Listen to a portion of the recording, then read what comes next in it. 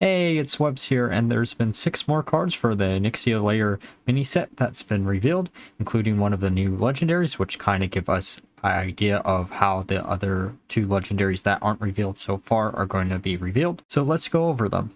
The first card is the new legendary for Priest, which is Mida Pure Light, which is a 6-cost minion with 4 attack, 6 HP, Divine Shield, Lifesteal, and the Death Rattle. Shuffle a fragment into your deck, which resummons Mida when it's drawn. So this is the Naru that we've been seeing throughout the entire year in different artworks here and there between the quests and the other fragments within Priest.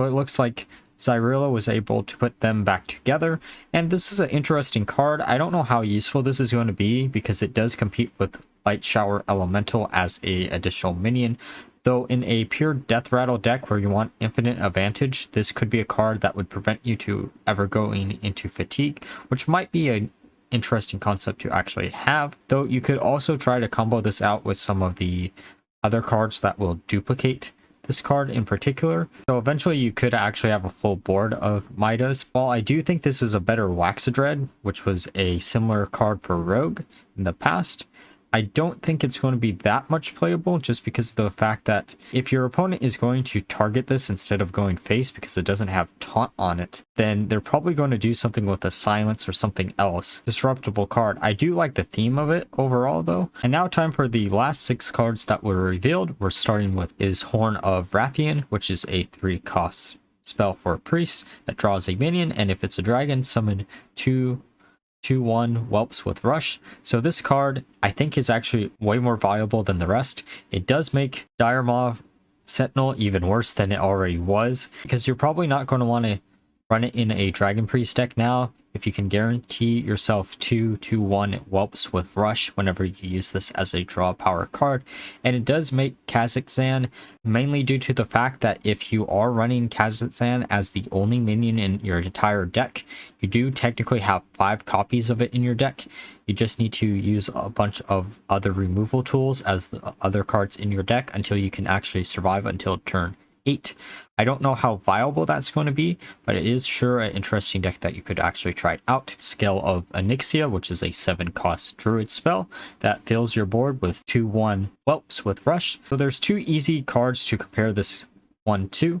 The first one being Glowfly Swarm, which is a card that's going to be rotating out soon, so I could maybe see this replacing that in a token-based Druid deck. But at the same time, with Lightning Bloom also rotating out, I don't know how useful a card like this at 7 cost is actually going to be, unless there's some more mana cheat underway for Druid.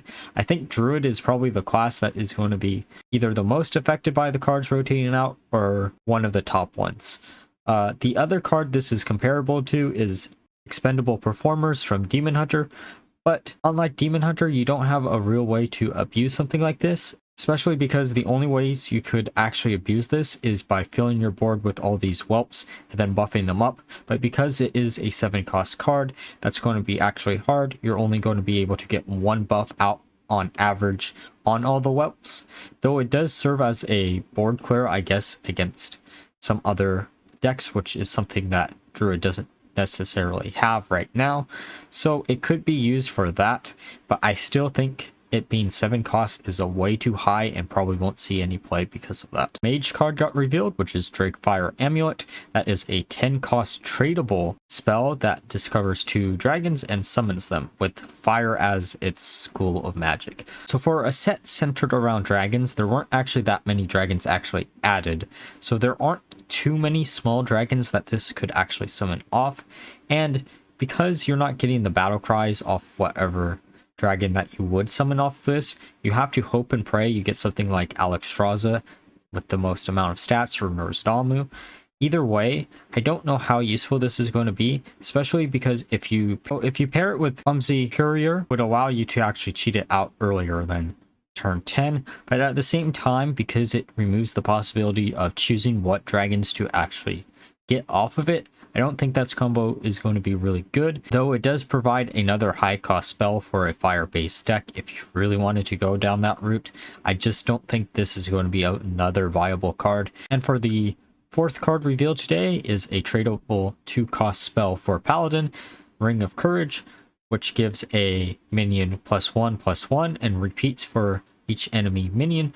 So Paladin likes to be far ahead on the board state. This card is decent enough, but at the same time it doesn't have the holy tag, which means it's going to be a lot less valuable than something else that could be used to buff up your minions, as there's so many ways to interact with holy spells within the deck. But it does serve the purpose of either A, being able to trade it in if you don't actually need it at a given moment, B, it is a non-holy spell, so you could actually run it as an additional buff while not diluting the pool of your holy spells if you want to use your holy spells only as removal. But overall, this is definitely one of those cards I don't think is going to see much play until Libram Paladin rotates out, and then it might see some play if hand buff Paladin remains a top tier deck, even though it's being outclassed by Libram Paladin at the current moment. It has a lot of potential for the future, but until then, it's probably an average card and definitely a lot better than the previous 2 cards revealed. Now for the 6th card that got revealed, Tooth of Nefarian. It's a 3-cost rogue spell that deals 3 damage and has honorable kill, discover a spell from another class. This is a terrible card. I think this is probably the worst out of all the cards that's been revealed today. It's overcost. Discovering a spell from another class for honorable kill is not worth additional mana over something like Frostbite. Better additional effect than this one does, and this one costs more. I understand they're worried about Thief Rogue being a thing, especially after the fiasco with the Gnolls and Maestra during the early part of Alterac Valley. Even with how powerful that card was, I don't think making this a 2-cost spell would bring that deck back to the status that it was before, and I get the fear of why they're not doing that, but at the same time it's kind of a disappointment. The final card revealed today is Grubber, which is a 4-cost neutral minion with 4 attack and 5 HP with taunt, and if you end your turn with any unspent mana, reduce this card's cost by 1. So this reminds me of the Gnoll and the Frost Wolf War Master, I think, or something like that. Both were run in a Thief Rogue deck, but compared to those 2 cards, I think this card is a lot slower, and because those are both competition for a card like this, I don't think this one will actually see much play, as it does rely you to not spend mana on some turns,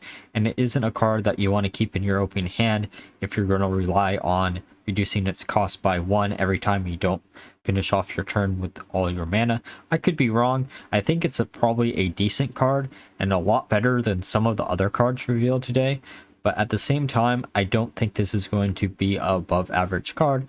Overall, I'm relatively happy with this mini set.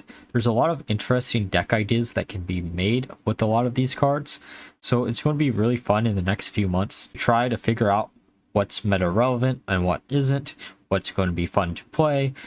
It just depends. There's so much things you can do with Kazakhstan as a card by himself that it makes the rest of the set worth it. Though we haven't really seen a high impactful neutral card from this mini set like we saw with Mr. Smite or like Mutanus in the previous 2 mini sets. So I'm kind of worried to think about what Onyxia probably can have. If Kazakhstan isn't a meta relevant threat, as I expect him not to be, then the only card that's remaining that could be a neutral meta relevant threat is the new Onyxia, and we don't know what she's actually going to do. It could be something insane like buffing up all dragons in your deck, or it could be something other where she has charge and for some reason gains additional attack for each dragon that has died in the game. I don't know. We'll actually see, I guess, either tomorrow or on Monday. Please let me know which cards that you're looking most forward out of these 7 that got revealed today. And if you enjoyed the video, please leave a like and subscribe. And until next time, bye bye.